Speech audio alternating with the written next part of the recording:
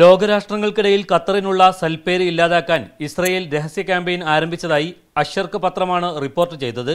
Israel ദേശീയ സുരക്ഷാ പഠന കേന്ദ്രം പുറത്തുവിട്ട റിപ്പോർട്ടിലാണ് മേഖലയിലെ മിതവാദി ശക്തികളെ കൂട്ടുപിടിച്ച് ഖത്തർ വിദേശ നയത്തെ തകർക്കണമെന്ന ആഹ്വാനമുള്ളത്.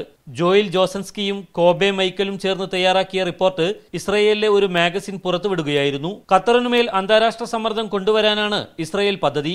ഇതുമൂലം മേഖലയിൽ ഖത്തറിനുള്ള സ്വാധീനവും ഫലസ്തീൻ ഉൾപ്പെടെയുള്ള രാജ്യങ്ങൾക്ക് നൽകിവരുന്ന പിന്തുണയും ഇല്ലാതാക്കാനാകുമെന്നും ഇസ്രയേൽ കണക്കുകൂട്ടുന്നു. ഗസ വിഷയത്തിലടക്കം മേഖലയിലെ സമാധാന നീക്കങ്ങളിൽ ഖത്തർ വഹിച്ച പങ്കാണ് ഇസ്രയേലിനെ അലോസരപ്പെടുത്തുന്നതെന്നും വിലയിരുത്തുന്നവരുണ്ട്. ഖത്തറിന് ഏത് നിലക്കും ഖത്തർ ഫലസ്തീനുമായുള്ള ഐക്യദാർഢ്യം അതിശക്തമായ രീതിയിൽ പ്രകടിപ്പിക്കുന്ന ഒരു സാഹചര്യത്തിൽ ഖത്തറിനെ ഒറ്റപ്പെടുത്തുക എന്ന ഒരു നിലപാട് മാത്രമാണ് ഇതിന്റെ പിന്നിൽ നിന്ന് ന്യായമായി നമുക്ക് കരുതേണ്ടിയിരിക്കുന്നു. 2022 ഫിഫ ലോകകപ്പ് ഫുട്ബോളിന് ആതിഥ്യമരുളുന്നതോടെ ഖത്തറിന് ലഭിച്ചേക്കാവുന്ന ആഗോള അംഗീകാരം ഇല്ലായ്മ ചെയ്യേണ്ടത് അനിവാര്യമാണെന്നും റിപ്പോർട്ട് ചൂണ്ടിക്കാട്ടുന്നു. ഇത് തടയാനായി മനുഷ്യാവകാശ സംഘടനകളെ കൂട്ടുപിടിച്ച് രാജ്യത്തെ തൊഴിലാളികളുടെ പ്രശ്നം ഉയർത്തിക്കാട്ടാനാണ് തീരുമാനം. ഖത്തറിനെ സ്വയം പ്രതിരോധത്തിലാക്കാനും ലോകകപ്പ് വേദി നഷ്ടപ്പെടുത്തി പ്രതിച്ഛായ മോശമാക്കാനും ഇസ്രയേൽ ക്യാമ്പയിൻ ലക്ഷ്യമിടുന്നുണ്ട്.